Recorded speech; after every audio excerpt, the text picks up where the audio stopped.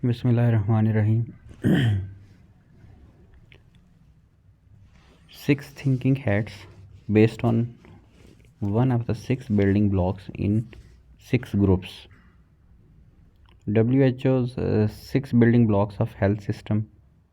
A health system consists of all the organizations, institutions, resources, and people whose primary purpose is to improve health. Health system needs staff, information, logistics and supplies, funds and overall guidance and direction to function provision of service delivery.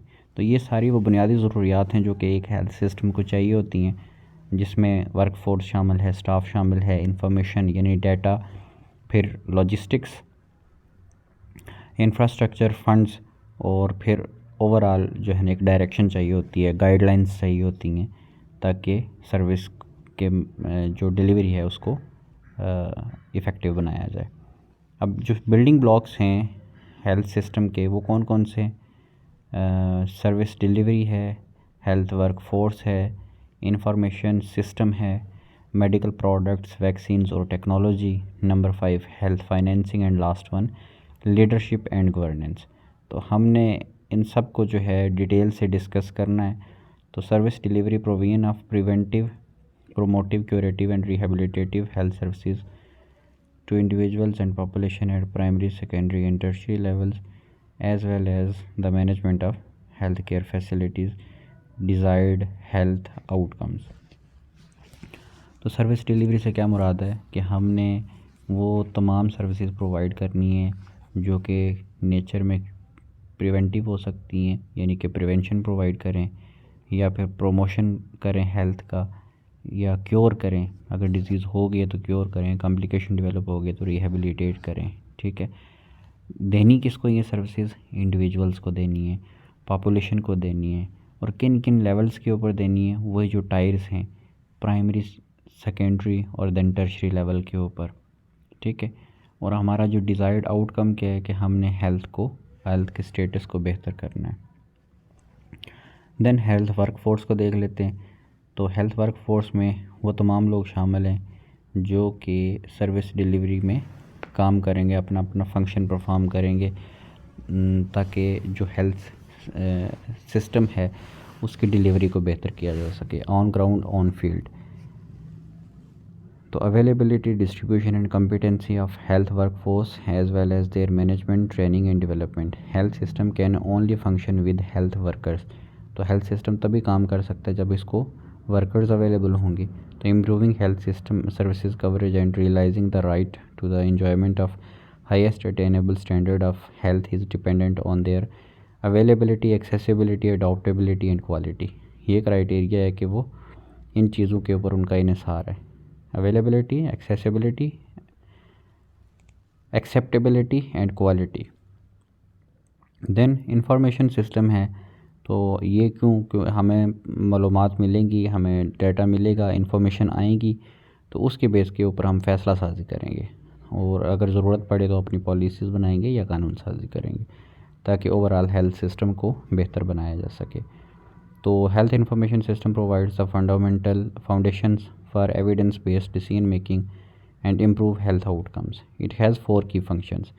सबसे पहले data को generate करना है, उसको compile करना है, then उसको analyse और सिंथेसाइज करना है, और आखिर पे उसको कम्युनिकेट और यूज़ करना है, डिसेमिनेट कर देना ताकि उसके ऊपर कुछ काम कर किया, उससे काम लिया जा सके या उसको आगे यूटिलाइज़ किया जाए। The health information system collects data from health and other relevant sectors, analyse the data and ensures overall quality, relevance and timeliness, and converts the data into information for health related evidence based decision making। तो हमने health sector से वो data उठाना है, उसको analyse करना है, उसकी क्वालिटी जो है ना उसको इंश्योर करना है, और टाइमली हमने उस डाटा को कन्वर्ट करना है किसमें? इंफॉर्मेशन में, information for health related evidence based decision making, ताकि हमको फैसला कर सकें उसकी बेस के ऊपर। देन हेल्थ प्रोडक्ट, वैक्सीन्स और टेक्नोलॉजी आ जाती है। Availability and affordability of essential medicine and other health technologies as well as their appropriate use. तो प्रोडक्ट्स के बगैर या टेक्नोलॉजी के बगैर जो है वो आप हेल्थ सिस्टम को रन नहीं कर सकते। तो हर एक बिल्डिंग ब्लॉक जो है वो उसकी एक अपनी ही वर्थ है, एक अपनी ही वैल्यू है, उसके बगैर जो है आप प्रोसीड ही नहीं कर सकते, आपका जो सिस्टम है वो सस्टेन ही नहीं कर सकता। देन फाइनेंसिंग है, पैसा नहीं होगा तो आप बिल्कुल भी नहीं चला सकते अपने सिस्टम को। Health financing is core function of health system that can enable progress towards universal health coverage by improving effective service coverage and financial protection, reduction in out of pocket spending या expenses. तो इसका मतलब ये है कि जो हमारा गोल है हेल्थ फाइनेंसिंग का, वो सिर्फ इतना नहीं है कि हमने सर्विसेज प्रोवाइड करने के लिए जो हमें पैसा लग रहा है इक्विपमेंट्स के ऊपर, इंफ्रास्ट्रक्चर के ऊपर, हेल्थ वर्क फोर्स के ऊपर, बल्कि हमने दूसरी तरफ जो गोल है हमारा वो ये है कि जिन लोगों को हम सर्विसेज प्रोवाइड कर रहे हैं यानी पॉपुलेशन को, इंडिविजुअल्स को, उनकी जेब से पैसा ना लगे। तो फाइनेंसिंग जो है अगर इसका देखा जाए तो एक दूसरा जो पर्सपेक्टिव है या जो कॉइन की फ्लिप साइड है वो क्या कहती है कि ठीक है आप पैसा तो लगा रहे हैं सर्विसेज प्रोवाइड करने में, चाहे आप वो मेडिसिन की सूरत में दे रहे हैं, सर्जरीज़ की सूरत में दे रहे हैं, या फिर आप जो है ऑन ग्राउंड कोई एक्टिविटी परफॉर्म करवा रहे हैं, तो वो बात तो सारी ठीक है, उसके लिए आपको पैसा चाहिए। लेकिन आपने इस बात का भी ख्याल रखना है कि जो आपका क्लाइंट है उसके जेब से पैसा नहीं निकलना चाहिए, या कम से कम खर्च हो, रिडक्शन हो उसमें, ओप्स के अंदर, आउट ऑफ पॉकेट स्पेंडिंग इसको कहते हैं, OOPS. Health financing is concern with how financial resources are generated, allocated and used in health system. तो हेल्थ फाइनेंसिंग से क्या मुराद फिर हुई कि फ़ाइनेंस के मुख्तलिफ जो ज़राए हैं उनको जनरेट करना, उन जो हमें फ़ंड्स या जो पैसा मिलेगा उसको एलोकेट करना और यूटिलाइज़ करना हेल्थ सिस्टम के अंदर।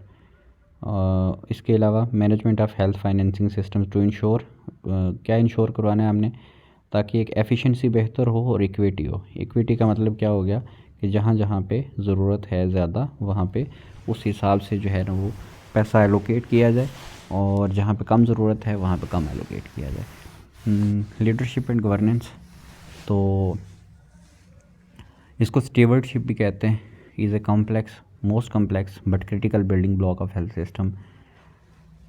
In development implementation of policies, regulation and strategies to guide the delivery of health services as well as the management of the health systems and institutions. Leadership and governance in building is a health system involve ensuring the political commitment, advocacy plans in place, strategic policy frameworks exist and are combined with effective oversight, coalition building, regulations, attention to system design and accountability. तो leadership के बगैर, क़यादत के बगैर और governance के बगैर आपका जो हेल्थ सिस्टम है वो सस्टेन नहीं कर पाएगा। उसकी वजह ये है कि आपको कोई सेट गाइडलाइंस चाहिए, आपको वो लोग चाहिए जो कि आपके लिए फ़ैसला साजी कर सकें और मुख्तलिफ़ ज़राए से आपके लिए कानून साजी में भी हेल्प करें, पॉलिसी मेकिंग में हेल्प करें, फंडिंग जनरेट करने में हेल्प करें, और सर्विस की डिलीवरी में भी आपके लिए अपना रोल प्ले करें। तो इसमें पॉलिटिकल कमिटमेंट भी शामिल हो जाती है कि आपके साथ जो आपके जो सियासतदान हैं, जो असेंबलीज़ के अंदर बैठे हुए हैं, वो किस तरह से अपना रोल प्ले कर सकते हैं। फिर जो पॉलिसी मेकर्स हैं, चाहे वो ब्यूरोक्रेसी के लेवल के ऊपर हो या हेल्थ सिस्टम के अपने लोग हों, जो पॉलिसीज़ बनाएंगे वो किस तरह की पॉलिसीज़ बनाएंगे। और फिर ये सारी चीज़ें कि आपने सिस्टम को डिज़ाइन करना है और फिर एक अकाउंटेबिलिटी का मेकनिज़म डेवलप करना है ताकि हर बंदा जवाबदेह हो, और इस तरह से सिस्टम की एफिशिएंसी जो है ना वो बेहतर बनाई जाए। सो लीडरशिप एंड गवर्नेंस ये इक्वली इम्पॉर्टेंट है as any other building block of the framework of WHO। अब 6 थिंकिंग हेड्स क्या हैं?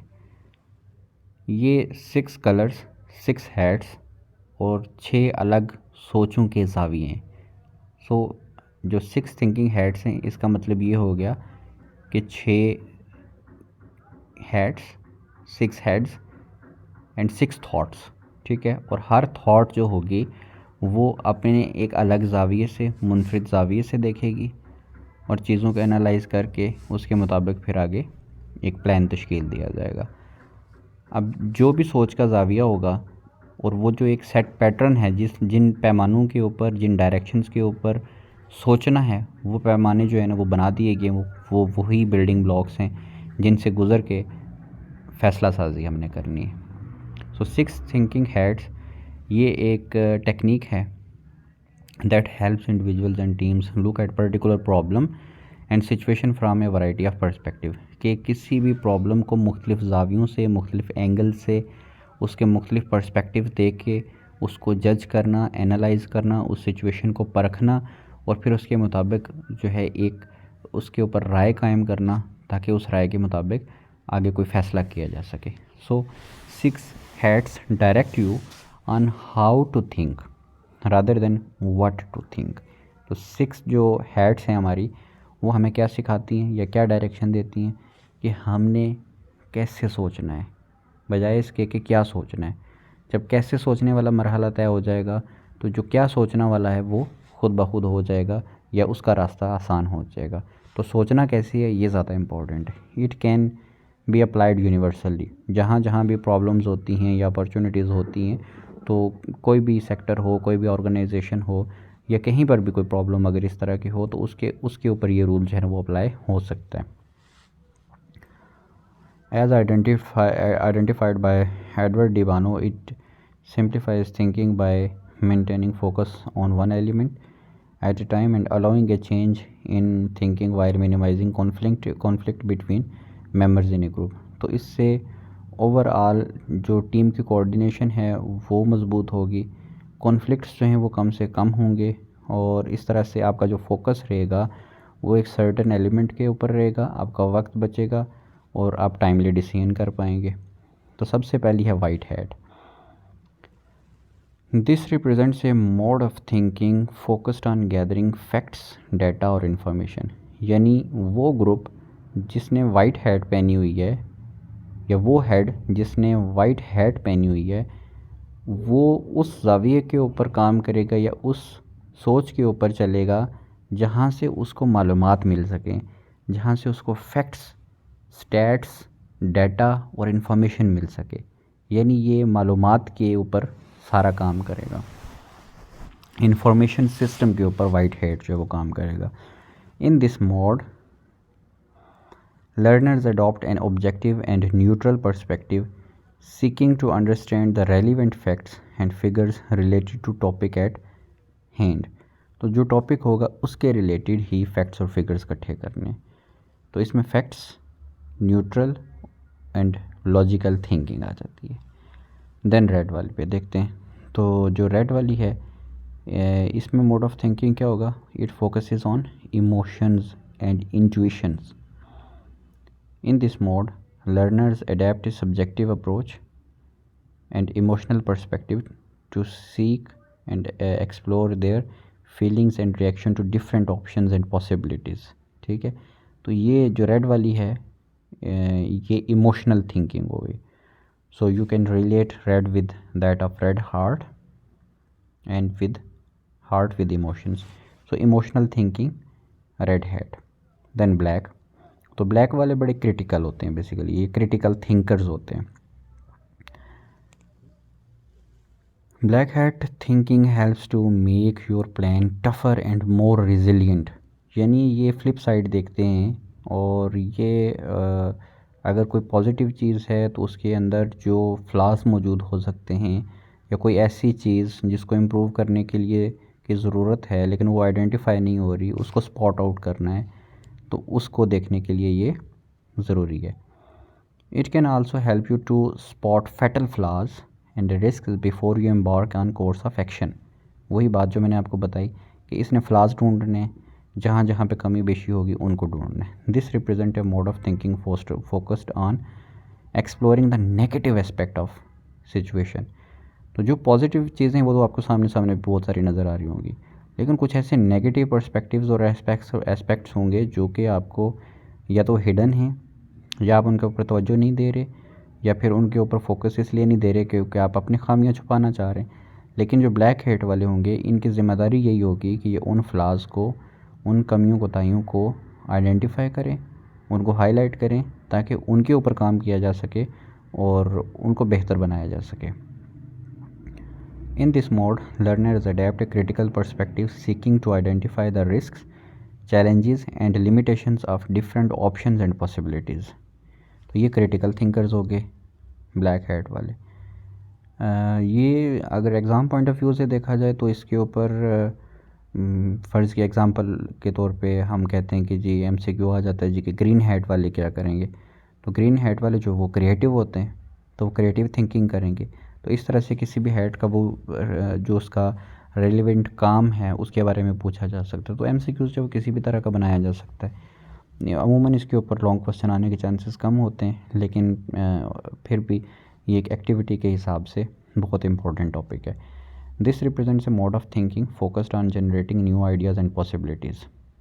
इनोवेशन लेके आते हैं ये लोग जो ग्रीन हैट वाले होते हैं, कोई नई जिद्दत वाली चीज़। In this mode learners adapt a creative and exploratory perspective seeking to think out of the box, outside the box, यानी कुछ अलग, कुछ नया, कुछ बड़ा, and come up with innovative solutions to problems at hand. और जो भी मसला मसाइल होंगे उनके बारे में एक जिद्दत वाला सॉल्यूशन लेके आते हैं, कोई इनोवेटिव क्रिएटिव नया सॉल्यूशन जो है ना उसके लिए तलाश करने की कोशिश करते हैं।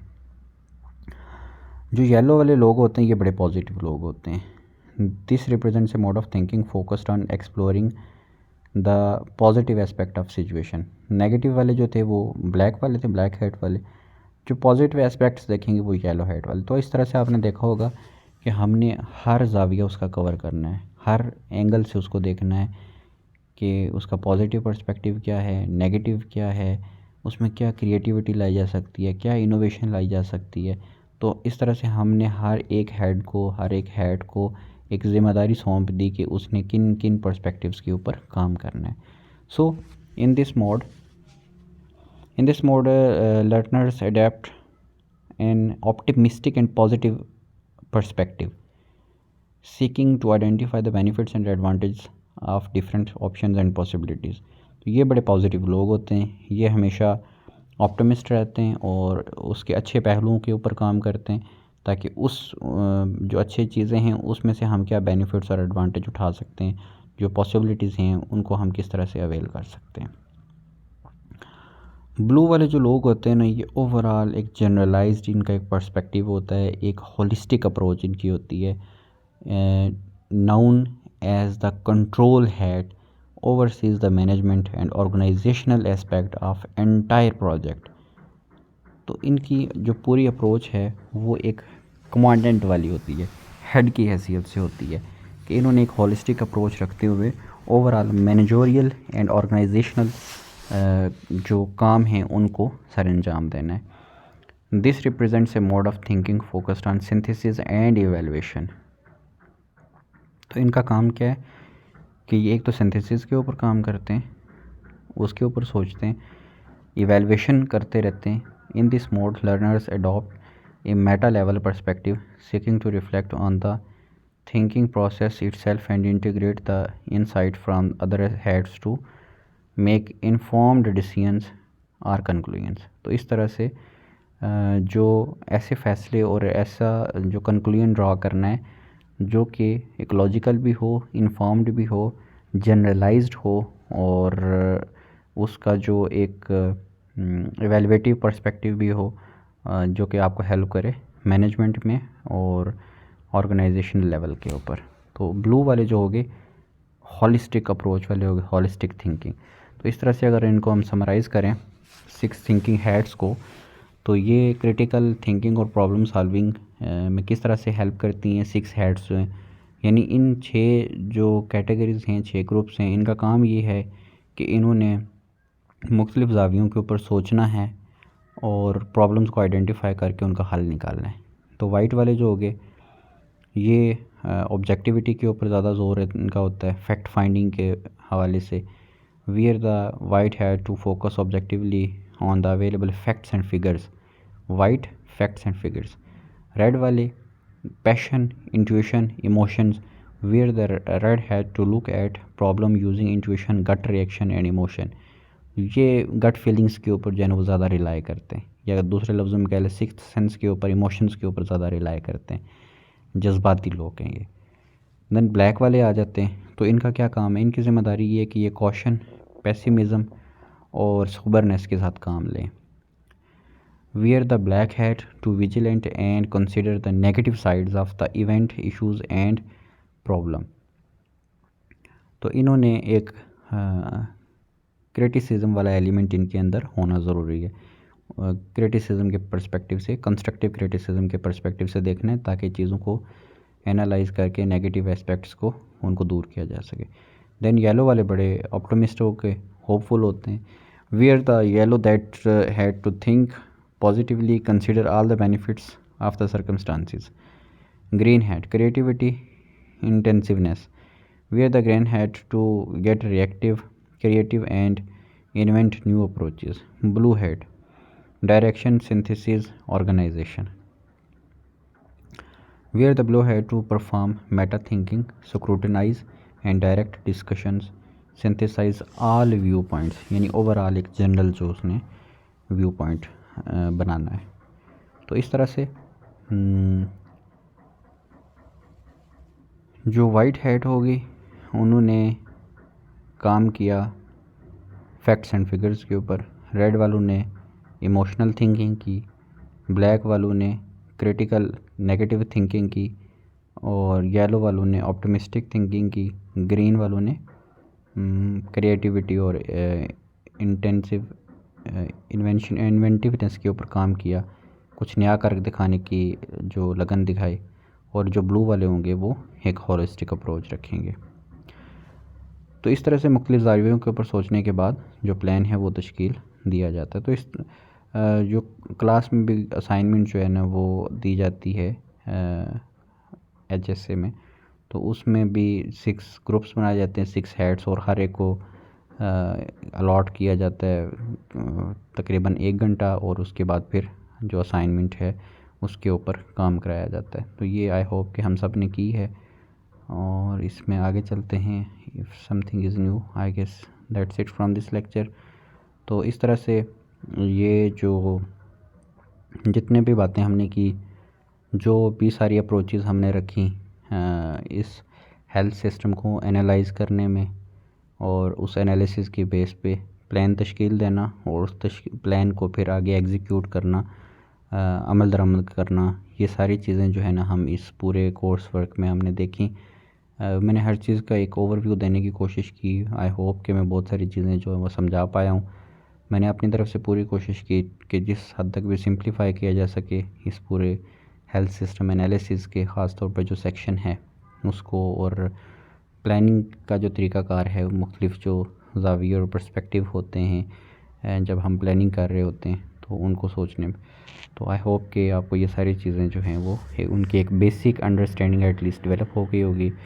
अगर आपको इन तमाम वीडियोज़ से फ़ायदा पहुँचा है तो do pray for me, remember me in your prayers, that is the only thing I guess you guys can do for me. और मैं आपसे एक्सपेक्ट भी सिर्फ इतना ही करता हूँ, और शायद यही काफ़ी होगा मेरे लिए। Thanks for watching all the videos. अल्लाह हाफिज़।